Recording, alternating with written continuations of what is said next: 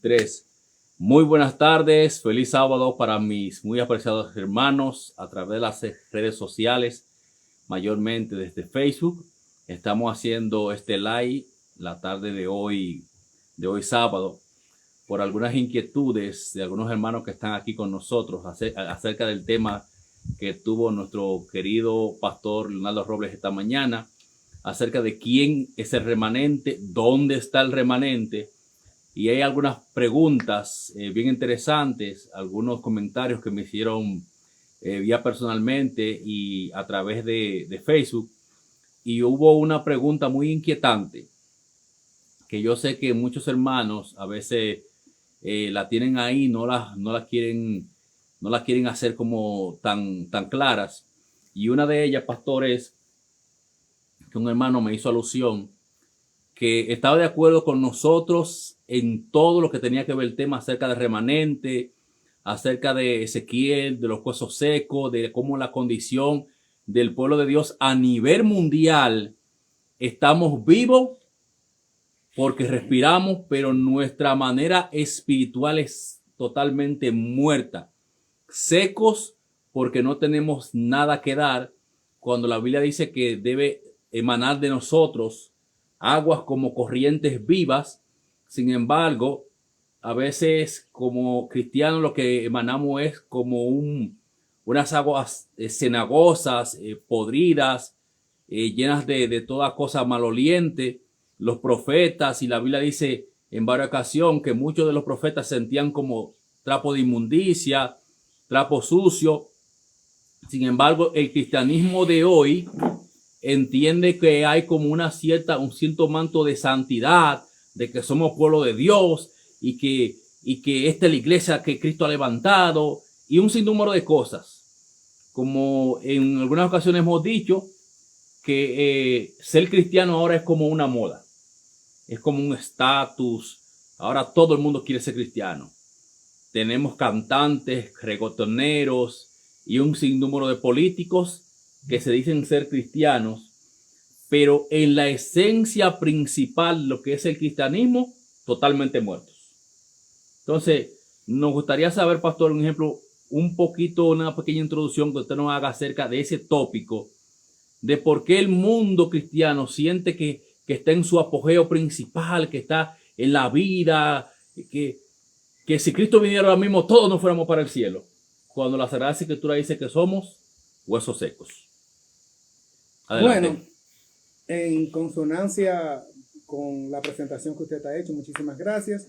Y saludo otra vez a la audiencia que está conectada en este en vivo en esta hora. Pienso que el cristianismo está en esa condición y fue desglosado esta mañana porque le falta el Espíritu Santo. Ahora surge la pregunta, ¿por qué no tenemos el Espíritu Santo que da victoria? La respuesta otra vez es simple y es bíblica. No tenemos al Espíritu Santo y por lo tanto somos huesos secos porque no tenemos a Cristo, que es precisamente quien provee el Espíritu Santo. Dice Gálatas capítulo 4, versículo 6, y por cuanto sois hijos, Dios envió a vuestros corazones el Espíritu de su Hijo, el cual clama, Abba, Padre.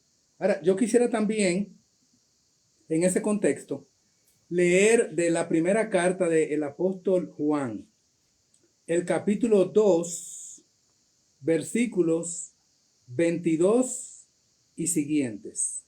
Y esto es lo que dice la palabra de Dios. ¿Quién es mentiroso, sino el que niega que Jesús es el Cristo?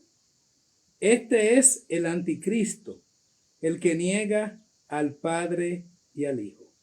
Todo aquel que niega al Hijo tampoco tiene al Padre. El que confiesa al Hijo tiene también al Padre. Y en el capítulo 5, versículo 4 y 5, dice lo siguiente: porque todo lo que es nacido de Dios vence al mundo. Y esta es la victoria que ha vencido al mundo, nuestra fe. Así es que para tener victoria tenemos que tener la fe, o como dice el apóstol Pablo, la justificación por la fe. ¿Quién la provee? Cristo. Así es que la victoria la provee la fe en Cristo. Y el versículo 5 respalda esta idea cuando dice: ¿quién es el que vence al mundo? Sino el que cree que Jesús es el Hijo de Dios. Así es que la razón por la cual no somos un pueblo victorioso, y como decíamos esta mañana, y leíamos de la Biblia en diferentes partes y de los testimonios, ¿por qué somos huesos secos? Porque no tenemos la victoria que vence al mundo, que es Cristo, y el que no cree que Cristo es Hijo de Dios, entonces no es victorioso. Y cuando usted no es victorioso, ¿qué es entonces? Un derrotado. Un derrotado. Y espiritualmente, ¿quién es un derrotado? Un hueso seco. ¿Y quién es hueso seco? El que no tiene el Espíritu. ¿Y qué es el Espíritu? Cristo viniendo a nuestros corazones. ¿Sabe que, pastor, en esa consonancia hubo un hermano que hizo un comentario que me preocupó mucho, porque él dice que nosotros atacamos mucho al Espíritu Santo?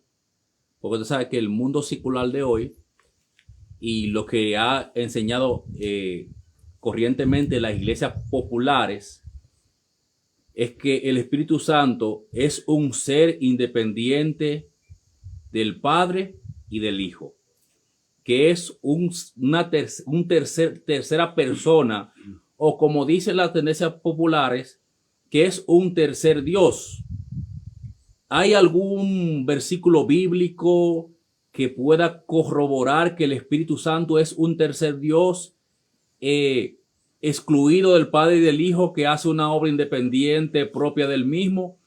¿O hemos estado engañados acerca de lo que es el Espíritu Santo? ¿Qué debo decir? Es que el término, la expresión, decir que cuando se habla de el bendito Espíritu de Dios en nosotros, interpretar eso como que es un ataque, no lo entiendo. Porque Dios nos libre de negar el Espíritu Divino. Dios nos libre de no desear y tener hambre de la lluvia tardía que está prometida para sus hijos. Ay de aquel creyente que no se ha poseído por el Espíritu Divino, porque el Espíritu Santo es quien nos da convicción de pecado. Y sin ese soplo divino, entonces nosotros no podemos tener victoria. Eso yo creo que lo dejamos bien desglosado esta mañana en el mensaje que dimos. Muy claro fue eso especificado hoy. Miren lo que dice la palabra de Dios en el libro de los Hechos, capítulo 5, versículo 32. Y nosotros somos testigos suyos de estas cosas. Y también el Espíritu Santo, el cual ha dado Dios a los que le obedecen. Así es que los que quieren estar en consonancia con la palabra de Dios y son obedientes, a los tales entonces viene el Espíritu Santo, que es precisamente, como dice Colosenses, Cristo en nosotros, esperanza de gloria, el Espíritu de verdad, que es Cristo en carne. Esa cita también la vimos esta mañana. Así es que suponer que nosotros al hablar de la naturaleza divina de Cristo, que es su Espíritu, estamos atacando, no entiendo el término. ¿Cómo atacando? Lo estamos deseando. Estamos orando por la lluvia tardía. Estamos anhelando el refrigerio de la presencia del Señor, porque el Espíritu Santo es la vida de Cristo en nosotros. Para decir como Pablo, con Cristo estoy juntamente crucificado. ¿Y quién es ese Cristo que está en nosotros? Lo vamos a leer ahora. Que hace que ya no viva yo, sino que Cristo vive en mí. ¿Cómo vive Cristo en mí? Y lo que ahora vivo en la carne lo vivo por la fe. ¿En quién? En el Hijo de Dios. ¿Cómo el Hijo de Dios hace que yo sea una habitación del Espíritu Divino también? Como dice 1 Corintios capítulo 3. Miren entonces que esta posición es totalmente bíblica y apostólica. Estoy leyendo en Efesios, capítulo número 2, verso número 5. Rectifico, versículo número 20. Repito la fuente. Efesios, capítulo 2, versículo 20. Efesios 2, 20. Edificados, esto hablando del pueblo de Dios, edificados sobre el fundamento de los apóstoles.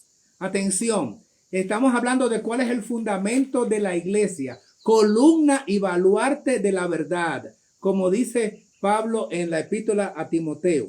Edificados es el pueblo de Dios sobre el fundamento de los apóstoles y profetas, siendo la principal piedra del ángulo Jesucristo mismo.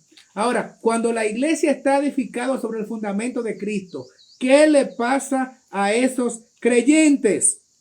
Miren lo que dice el versículo 22. En quien también nosotros, bien edificados juntamente para morada de Dios en el Espíritu. Cuando la iglesia está edificada, mora Dios a través de el Espíritu. Esto lo vuelve a decir Efesios capítulo 3, versículo número 16. Para que os dé, conforme a las riquezas de su gloria, el ser fortalecidos con poder en el hombre interior por su Espíritu. La iglesia edificada sobre el fundamento de los apóstoles y profetas tiene precisamente el fundamento de ellos, siendo Cristo la principal piedra del ángulo, porque Cristo nos fortalece con su poder interiormente por su Espíritu, el Espíritu interiormente en nosotros. Así es que mal estaría de parte nuestra rechazar el don divino que es Cristo en nosotros, la esperanza de gloria. Rechazar al Espíritu sería rechazar a Cristo. Yo pienso que la confusión podría derivarse de no entender, hermanos amados, la doble naturaleza de Cristo. Pienso que ahí es parte importante de lo que sería la gran confusión. El no entender la naturaleza doble de Cristo. Cristo todo hombre. Sí, el que nació de María, el que anduvo haciendo bienes por la tierra, vivió 33 años y medio y un ministerio de 3 años y medio. ¿Verdad? Claro que sí. Pero ese Cristo nunca perdió su divinidad. Nunca dejó de ser divino. Y surge la pregunta entonces que podríamos por simple lógica hacernos y responderla. ¿Qué era Cristo antes? ¿Qué naturaleza tenía Cristo antes de nacer de María? ¿Qué era antes de nacer de María? ¿No existía? Por supuesto que existía. Miqueas 5:2. De ti, Éfrata, de ti saldrá, ¿verdad? El que vendría a morar con nosotros. Y sus salidas son desde los tiempos antiguos, de los días de la eternidad. Entonces, la salida en Belén era la salida de Cristo, salido de María. Pero su salida eterna, esa olán, desde los días de la eternidad, quiere decir días que no se pueden contar, días que no podemos especificar buscándolo en calendario. Ya Cristo era ser divino, como dice Colosenses 1, como dice Hebreos capítulo 1, de la naturaleza del Padre, es el resplandor mismo de su gloria, la imagen misma de la presencia del Padre. Y el Padre, dice Juan capítulo 4, es espíritu. Y si es de la misma naturaleza, y si es la imagen, si es el reflejo mismo de su Padre, que es espíritu, ¿qué era Cristo? Bueno, también según los Corintios 3:17 te dice que Cristo es el espíritu, ¿verdad? Eso es lo que dice la palabra de Dios. Lo podemos leer acá en las Escrituras, porque el Señor es el espíritu, y donde está el espíritu del Señor, allí hay libertad. ¿Y de qué Señor, que ese espíritu está hablando el contexto? Miren allí mismo en 2 Corintios 4:5, donde dice, porque no nos predicamos a nosotros mismos, sino a Jesucristo el Señor. O sea, que la Biblia habla de Cristo el Señor y dice el Señor es el Espíritu. De manera que esa es su naturaleza espiritual o divina, la que él tenía de manera original. Ustedes saben que la naturaleza de Cristo humana no fue la primera en venir. No. Esa fue la que ocurrió cuando sale de María. La naturaleza de Cristo, hermanos amados, es la naturaleza divina porque Él es Dios en infinitud, o sea, con todas las características de la deidad, envuelto o cubierto esa naturaleza divina por su humanidad, porque por nosotros se hizo pecado. Pero cuando esto ocurre, cuando esa humanidad es absorbida por Cristo, nunca perdió su divinidad. Y yo creo que gran parte de la confusión que hay es no entender que Cristo tiene dos naturalezas. Y la que mora en nosotros es la espiritual, como dice Cristo por su espíritu. Sí, esa es la espiritual.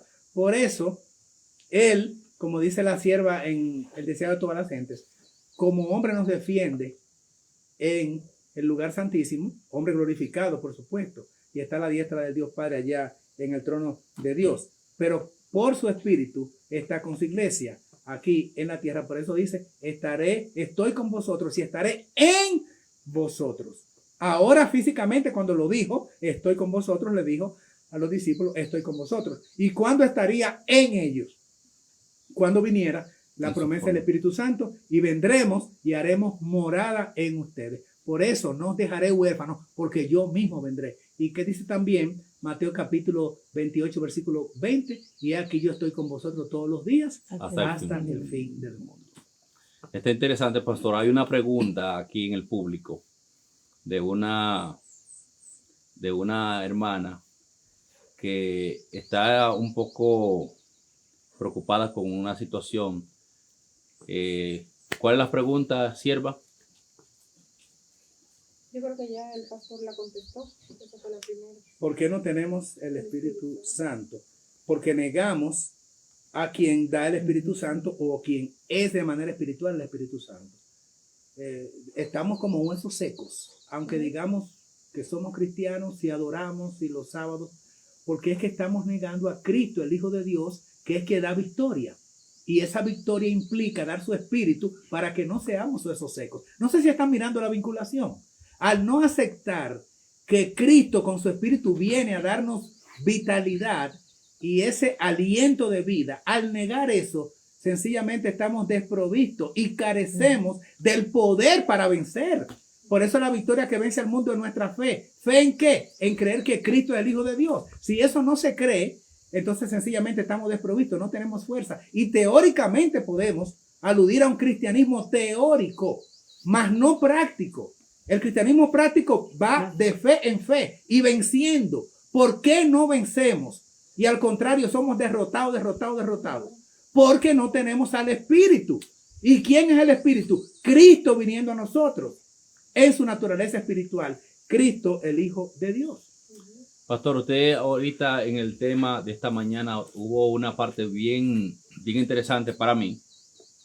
Y fue que usted hizo una similitud bien transparente y bien clara acerca de dos formas de cómo podemos abrir puertas. Usted dijo que se abrieron unos portales, que a través de estos portales los demonios llegaron a este mundo y por eso han habido tantos accidentes, tantas calamidades. Y también dijo que hay otra puerta bien interesante que está en el libro de Apocalipsis, creo que en el capítulo 3, donde Cristo dice que Él está a la puerta tocando el corazón individual de cada ser humano de este mundo. Tocando insistentemente, pero no hace fuerza. No es un asunto obligatorio.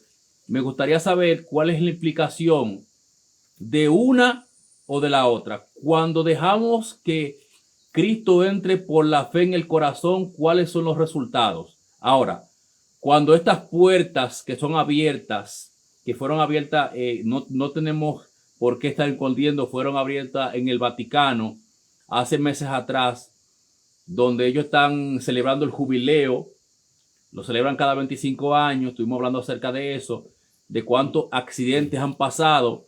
Ahora tenemos, pastor, también que ahora en noviembre vienen y que una nave extraterrestre, eso está en todas las redes sociales. No sé si es un asunto para meter miedo. ¿Qué tendrán ellos detrás de estas cosas? ¿Qué estarán planeando?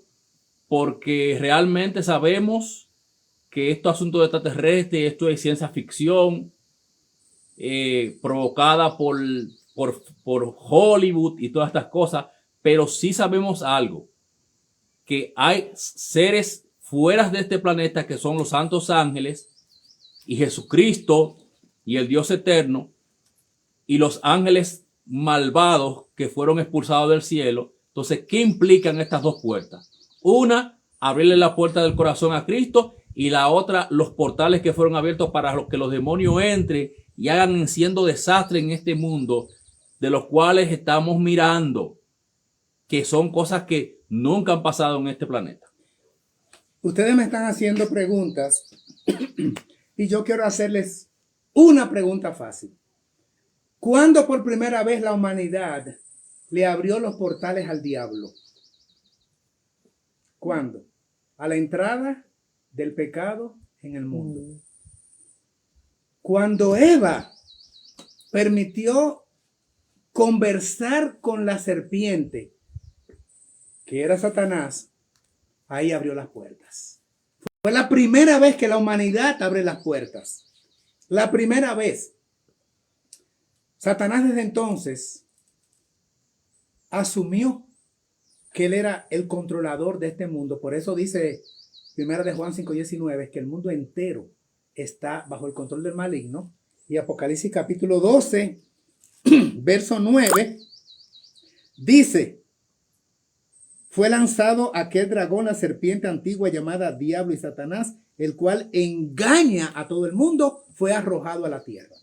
Lo que se hizo el 24 de diciembre del año pasado fue una manera de decir el sistema católico romano que esos portales implicaban conexión con el más allá a través de los portales que se abrieron y gozar de una supuesta gracia espiritual.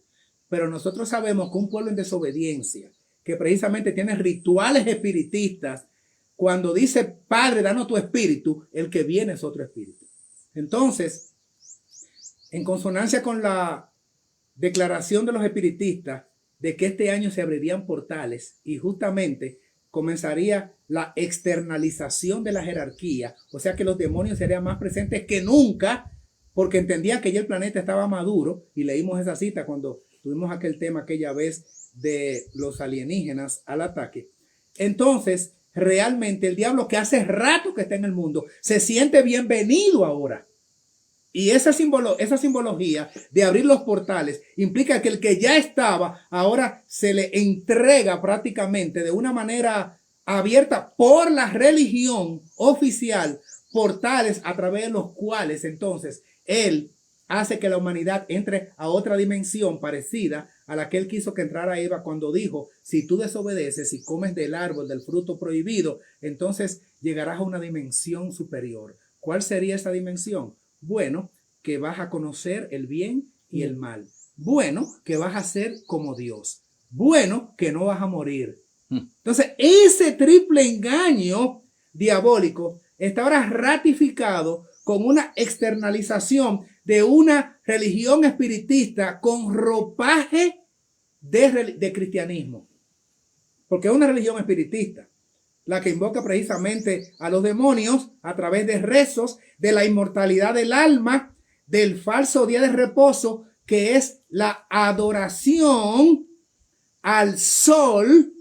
Y la adoración al sol es una adoración totalmente diabólica, espiritista y además pagana por demás, porque es una adoración trinitaria.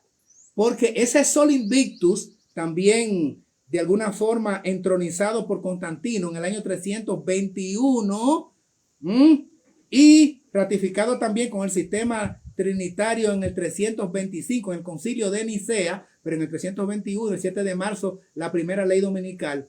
Ustedes saben cómo era la adoración al sol. Ellos decían que el sol era invictus, o sea, que no puede ser desafiado. Y entendían que el sol naciente era Horus, así le llamaban, Horus, que el sol de mediodía en su esplendor era Ra. Los egipcios pensaban así. Y que entonces el dios a la puesta del sol era Osiris. Era una trilogía que componía la adoración solar.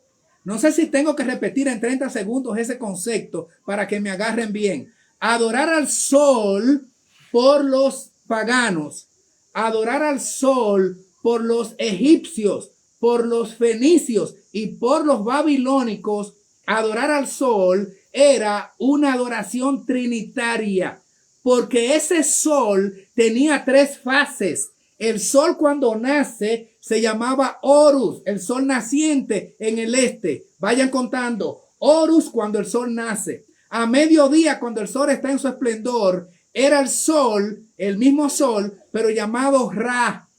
Por eso Faraón, hijo del dios sol. Y el sol poniente a la puesta de sol se llamaba Osiris. Ahí tenemos a Horus, a Ra y a Osiris. El mismo sol, pero en tres partes. ¿Están entendiendo lo que estamos diciendo? El mismo sol naciente a mediodía y a la puesta de sol, ya en el declive, el mismo sol, se llamaba sol, pero en tres fases.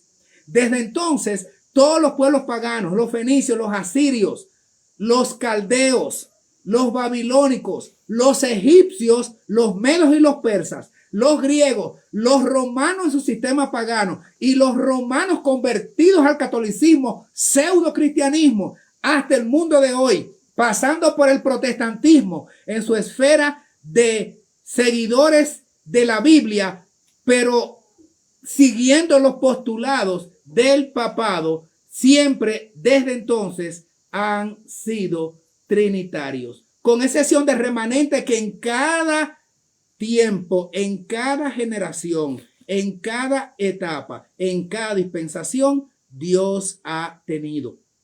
De ahí que el engaño se ha arrastrado a través de la historia. Entonces, sintetizando esto, lo que queremos decir es que mientras haya ese engaño entronizado en la cristiandad, siempre estaremos dependiendo de las mentiras diabólicas y el mundo entero fue engañado por el maligno, como dice 1 Juan 5:19 y como dice también Apocalipsis 12:9, que la tierra fue engañada por el dragón.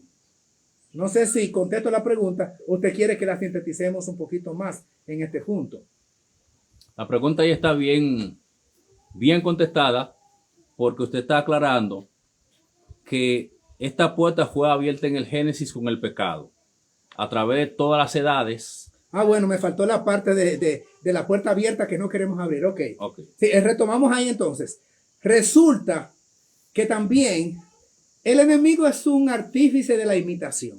Entonces, el que primero también abre las puertas a que tengamos un escape después de haber pecado es Cristo mismo, cuando abre la posibilidad de que a través de la fe, y lo ejemplificó con el animalito que sacrificó, representando al cordero que vendría, el verdadero cordero, como dijo Juan el Bautista en Juan 99, aquí el cordero de Dios que quita el pecado del mundo, y un poquito más abajo en el versículo creo que 34 dice, ese cordero de Dios es el Hijo de Dios, y lo dice claro. Entonces, ¿quién abre las puertas de la gracia? Porque ahora estamos en el reino de la gracia. Cuando Cristo venga, entramos en el reino de la gloria. Ahora estamos en el tiempo de gracia o de la oportunidad. ¿Quién es el primero que la abre? Cristo. ¿A través de qué? De ofrecerse como la simiente. Dice, yo voy a aplastar, ¿verdad? La mujer va a aplastar la cabeza de la serpiente, la simiente de la mujer, Cristo mismo. Entonces, mientras Eva le abre las puertas al diablo y abre un portal para que entre el mal, el conocimiento del bien y del mal, Cristo abre la puerta a la posibilidad con su sacrificio. ¿Qué ocurre entonces?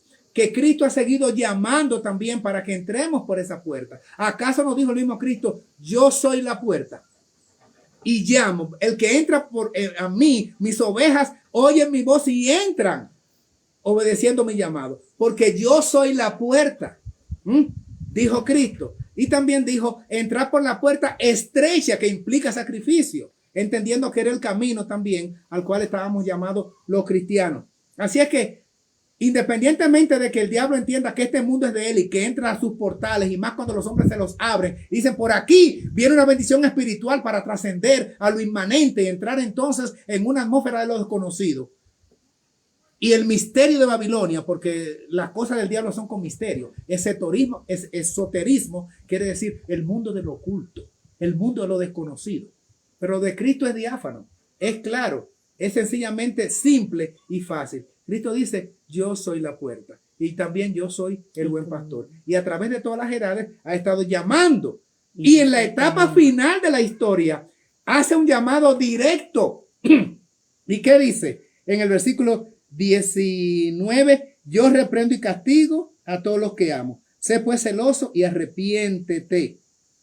Y entonces Cristo quiere que le demos entrada, porque cada uno de nosotros tiene la libérrima voluntad y el libre albedrío de permitir que Cristo entre a nosotros para él ofertarnos vida. Pero nosotros somos entonces los que cerramos esa puerta de gracia. Cuando dice el versículo 20, aquí yo estoy a la puerta y llamo. Esto es Cristo hablando.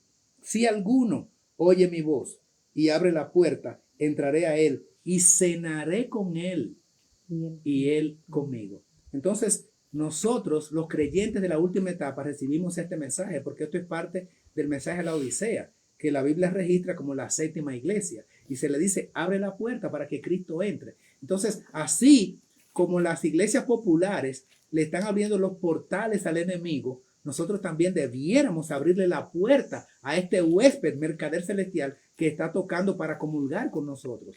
El problema es que el cristianismo falso y los espiritistas sí le han abierto las puertas al diablo, pero el cristianismo profeso o nominal o así llamados cristianos no queremos abrir la puerta de nuestro corazón para permitir entonces que haya armonía entre Cristo y nosotros. Y esa es la gran desgracia del cristianismo. ¿Quién entraría por esa puerta que está Cristo diciendo que le abran? Bueno, Cristo dice, yo estoy a la puerta y llamo. Y al final dice entonces, el que tiene oído oiga lo que el Espíritu dice a las iglesias. O sea que Él por su Espíritu quiere entrar, como da también el mensaje a las otras iglesias, que se identifica como Cristo al principio de la carta a cada iglesia, y al final dice, el Espíritu es que realmente está haciendo esta convocatoria. Porque no olviden, y volvemos al punto inicial de hace unos minutos, la doble naturaleza de Cristo. Él apela a nuestras vidas como el Espíritu Divino para convencernos de pecado,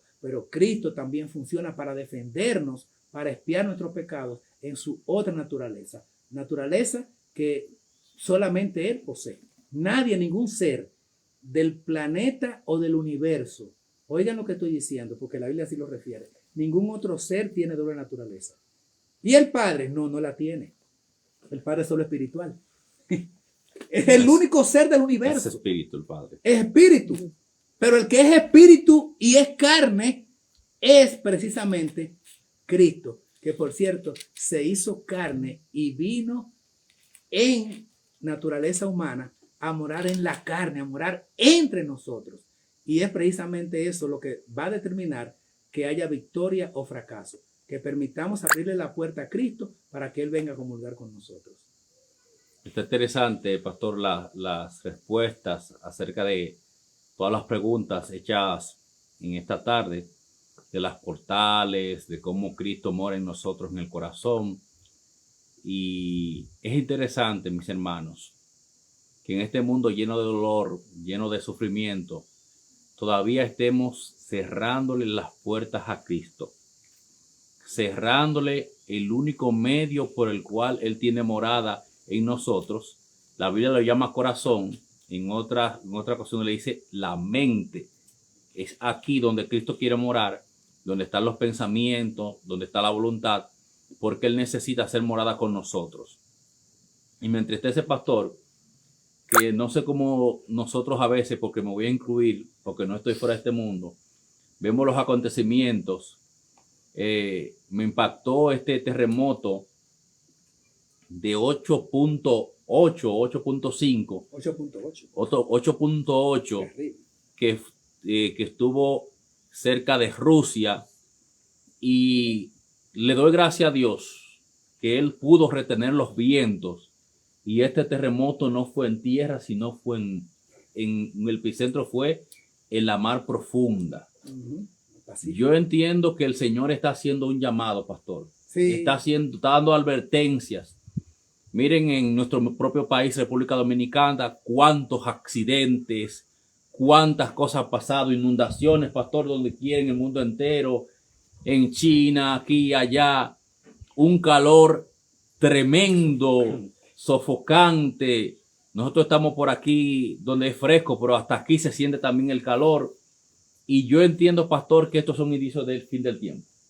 Definitivamente, siempre Dios en su misericordia ha provisto señales que ocurren en la naturaleza y le da permiso, por decirlo de alguna manera, que podamos entenderlo, al enemigo para que vaya obrando, pero siempre, vamos a decir, bajo el control de Dios, porque dice Apocalipsis capítulo 7, que los vientos están retenidos. Los 4 vientos que implican las grandes desgracias, las conflagraciones, los desastres ya sin control en el mundo, todo eso está retenido. Como bien reseñas, imagínense nomás que esto, en lugar de haber sido ahí en la parte este del Pacífico, en Rusia, hubiese ocurrido en Moscú, la capital. Yo pienso que, bueno, sin especular, podríamos hablar de que miles y miles de seres humanos hubiesen perdido la vida. Dios es tan misericordioso que un monstruo de terremoto, entre los 6 más fuertes del mundo. Por cierto, hablábamos esta mañana de un terremoto que está relacionado con la profecía, que comienza con los acontecimientos últimos, y decíamos, yo fui muy conservador y tal vez no precisé el dato de que en la escala de medición el terremoto de Lisboa había sido de 7.8, pero confirmando los datos, 8.5, vimos que está por encima de 8.5, 8.9. Casi 9. O sea, que parecido a este. ¿Y qué ocurrió con el terremoto de Lisboa? Una devastación en África, Europa y América y Asia. Eso fue descomunal. De una magnitud muy similar o parecida, hubiese causado desgracias pues parecidas. Sin embargo, todavía los vientos están retenidos. Y eso que los vientos están retenidos quiere decir que el Espíritu de Dios está todavía vigente, pero ¿saben qué? Se está gradualmente retirando. Y el Espíritu de Dios, ese otro consolador, aún nos consuela. ¿Por qué otro consolador? Como dice Juan capítulo 14, versículo 16, porque ese otro, alos, quiere decir, Cristo mismo hablando, Él de otra forma o de otra manera. ¿Cómo es Cristo de otra forma o de otra manera? En su otra naturaleza. Entonces, otro texto manipulado, mal manejado, leído a priori, sin ir profundo, quitando precisamente la esencia de esa capacidad única que tiene Cristo. Le queremos quitar a Cristo, y ahí sí yo creo que es un ataque a Cristo, esa capacidad de ser los 7 espíritus que están en toda la tierra, los ojos de Dios que están en todas partes cuidando su humanidad, y le queremos quitar esa condición a Cristo. Y también queremos, por otro lado, despojarlo de su condición humana. No, Cristo es las 2 cosas, porque es un ser especial que nadie en el universo tiene esa condición. Y le digo que ni el Padre, porque el que se humanó fue Cristo. Entonces, sí son señales lo que está ocurriendo. Sí verdaderamente son presagios de lo que va a venir. Muchas veces los hombres en las redes, especialmente ahora, están hablando de que va a ocurrir esto, de que va a ocurrir aquello, y muchas veces no ocurre porque no es la palabra profética más segura, a la cual hacemos bien estar atentos como antorcha que alumbre el lugar oscuro hasta que el día esclarezca y el lucero de la mañana salga en nuestros corazones. Es 2 de Pedro 1, 19 al 21. Entonces, por no seguir la regla bíblica y precisamente lo que Dios ha deparado para la humanidad, que fuera el conocimiento de su voluntad, entonces caemos en estas especulaciones, en esta conjetura, que hay un video que dijo tal cosa, que hay tal predicador que se imagina, o que aquel tuvo un sueño, que esto va a pasar. Los científicos de la NASA comenzaron a poner fecha. Eso de lo que él mencionó de los alienígenas, esa es la NASA que está en eso. Y está saliendo no por redes individuales de personas que tienen un canal de YouTube. Está saliendo por los canales de noticias, perdón, por las agencias de noticias conocidas en el mundo. Así es que cuidadito con eso, que es parte del engaño satánico. Porque yo les voy a decir a ustedes, y si no ocurre absolutamente nada, entonces la gente crea un descreimiento, ¿verdad? Y comienza a ser escéptico, o sea, comienza a dudar sobre la realidad de las señales proféticas. El diablo lanza bolas para que no se cumpla y entonces la gente comience a decir, siempre han dicho que va a ocurrir y no ocurre nada, y no ocurre nada. El mundo sigue su órbita y la traslación de la tierra sigue igual, el día, la noche, el calor, el frío, la lluvia, la sequía, y no pasa nada. Aisladamente pasa una cosa aquí por allá. Es la estrategia del diablo para confundir.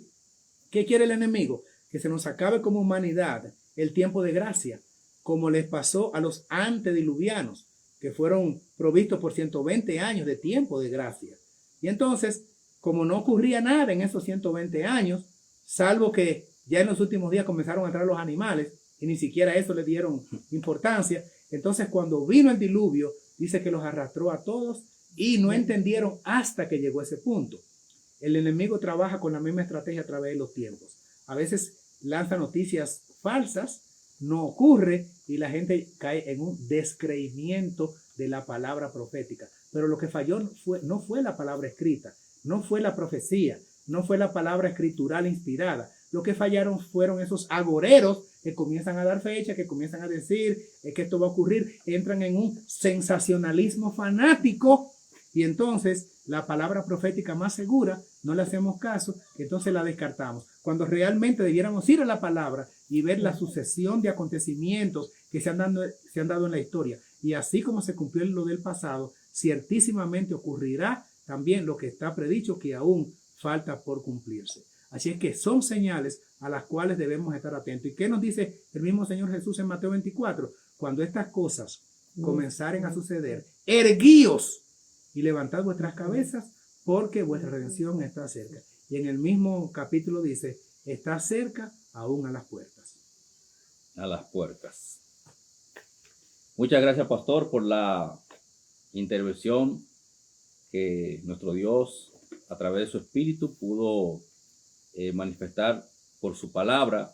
Entendemos que estamos en los finales de los tiempos, porque están pasando tantos acontecimientos, tantas cosas, la economía del mundo, guerras, rumores de guerra, y todo esto porque la palabra de Dios así lo había predicho. No tenemos ninguna duda, mis queridos hermanos, que Cristo está a las puertas, de que pronto tendremos que tomar decisiones muy importantes en nuestra vida, de saber a quién le vamos a entregar el corazón, porque hay dos poderes en este mundo, el poder de las tinieblas y el poder de la luz. ¿A quién tú le vas a entregar tu corazón? El Señor te bendiga en esta mañana. Le damos en esta tarde, muchas gracias a nuestro querido pastor Leonardo Robles y a los hermanos que estuvieron con nosotros. Que el Señor te bendiga y que le puedas entregar tu corazón al único Dios verdadero y a Jesucristo su Hijo. No sé si cabe un minuto para abundar algo más para el cierre. Adelante. Bueno, que estoy recordando ahora cuando Cristo en Mateo 24 dice que esto sería principio de dolores. Me interesó esa expresión principio de dolores porque quizás no sabemos nosotros que Cristo lo estuvo vinculando con los dolores de una mujer en parto. Y ocurre, las damas que son madres o han sido madres podrán entender esto mejor que yo inclusive, que los espasmos de la mujer cuando está embarazada comienzan muchas veces casi desde el principio de la gestación del embarazo, pero ya cuando están en el mes, como decimos, en las 30 y tantas semanas, 32 semanas en adelante, entonces esas molestias, esos dolores o esos espasmos son cada vez más frecuentes, más sucesivos. y más cortos en intervalos. ¿Mm? Las damas podrán contradecirme o no. Sencillamente estoy basándome en la literatura científica, porque yo no soy mujer. Pero la literatura científica dice que cuando la mujer está acercándose a la hora de la labor de parto, entonces los espasmos o las contracciones son más fuertes, duelen más y más cortas una de otra, porque antes de ese tiempo, antes de que esté cerca el alumbramiento, son esporádicas, están más distantes, pero ya cuando está a punto de dar a luz, están más cerca. Y los dolores, si antes era hoy me da y dentro de 3 días me da y después dentro de 2 días, ya cuando está un día o 2 días antes, es cada hora o cada 25 minutos. Ya cada son 15, cercas. Cada 5. Ya se está acercando. Entonces, esto implica que el Señor nos advirtió con este ejemplo de la vida natural, que es conocida por todos, porque todos procedemos, ¿verdad?, de parto de nuestras madres, que esto es ya labor de parto en su etapa final. Así que, amigo querido, prepárate, es el tiempo ahora, después la gracia va a cerrarse. Así es que el llamado de Cristo en este momento es que pongas tu vida a cuenta con Él. Maranata, Cristo ya viene. Amén. Gracias, pastor, por esa intervención que me dio hasta, no sé si se dieron cuenta, como que me dio un cierto, se puede decir en dominicano, tiriquito. ¿Es porque usted es padre? No es madre, pero es padre. Entonces entendí la simbología porque pude estar varias veces en los partos de mi esposa, mirando cómo los espasmos o contracciones eran cada 1 hora, después 30 minutos, después 15, después 5 y de repente ¡fum! Entonces, a pensar esto y ver cómo el mundo está convulsionando, o en pocas palabras, teniendo espasmos, dolores de parto, de cómo están pasando calamidades una tras otra, una tras otra, una tras otra. Esto me puso como, la mente se me fue y dije, oye, ¿qué tan cerca estamos de la venida del Señor? Que no sea, como dice primera Tesalonicenses 5:3, que entonces dice que vendrán dolores y no escaparán. No sea como la mujer, ¿verdad?, que está a punto de dar a luz y entonces ya no escapará. Entonces, mis queridos hermanos, le insto que asimismo miremos los eventos. Los eventos son los que pronostican cuándo vendrá nuestro Señor. Cuando veamos que el mundo aborrezca el cristianismo, que nos aborrezcamos unos a otros. Esto está hoy. Los padres matando a los hijos matando a los padres. La vida humana no tiene ningún valor ante la vista de los demás. Esto pues que el Espíritu de gracia se está alejando, y entonces eso es un indicativo de que el Señor está a las puertas. Por eso pongamos atención a los eventos, pero puestos los ojos en Jesús, porque los eventos nos deben llevar justamente a ver a Jesús, porque no se trata de lo que viene, sino quién viene. ¿Quién viene? Nuestro Rey viene, así que estemos listos. El Señor le bendiga.